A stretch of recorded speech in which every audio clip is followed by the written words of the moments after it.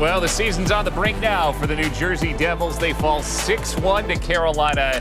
A 5-goal second period. The difference for the Hurricanes as they broke open a 1-1 tie, and they take a 3-1 lead in the series. Devils postgame show is presented by Mercedes-Benz, electric made extraordinary. Hi there, everybody. Alongside Ken Danico, Bill Spalding. Oh, it started so promisingly for the Devils. They scored inside of the first 2 minutes. They were leading 1-0. Carolina flipped the momentum a bit by the end of the first period to tie it at 1. And then, Dano, the second period, everything Carolina touched seemed like it went in the back of the net. They scored 5 goals on 10 shots in that period. It's hard to figure out. The Devils certainly in that second period just didn't have enough energy, enough pace. Yes, you give the opposition, the Carolina Hurricanes, a ton of credit because they solidified their defensive game and structure.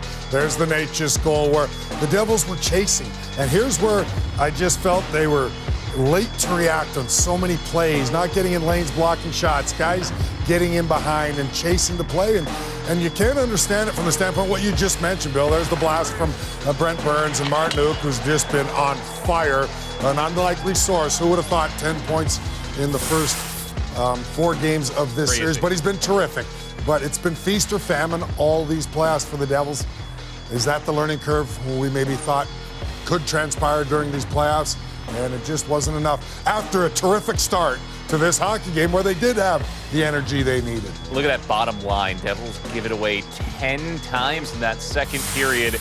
At the end of the first 2 periods, turnovers were 19 for the Devils, just 1 for Carolina. Hurricanes got back to their forecheck game, put a lot of pressure on the Devils, and they did not handle it well. And Dano, I know one of the big keys you talked about in the pregame was the Devils had a lot of success flipping the puck out in Game 3. Today it seemed like they tried to force it up the middle a lot.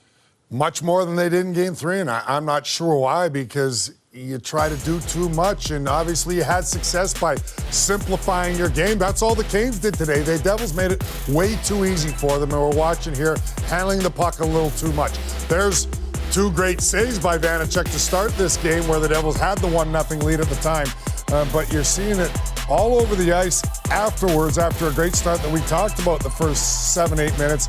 And here you see Michael McLeod, who's been terrific in the playoffs, probably tries to do too much. Great stand-up by Slavin. That's where the Hurricanes adjusted. Nate just gets in behind. It's kind of a fortunate bounce, yes, but he's a finisher. Great finish off a bouncing puck.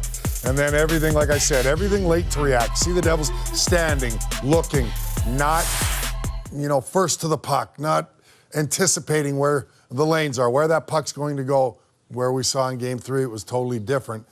And it's not good enough. We know that. And again, I will say you have to understand the Canes made adjustments. They're a veteran-laden team and coached extremely well by Rod Brindamore, that they weren't happy with their Game 3, obviously, giving up 8 goals, which they just don't do too often. But, man, they just got back to taking the middle of the ice away. And then now the Devils try to force some things, and there's no need for it. You can't play that way against the Carolina Hurricanes. And this incredibly weird playoffs continues for the Devils. They either win going away or lose going away. All 3 losses in this series by at least 4 goals.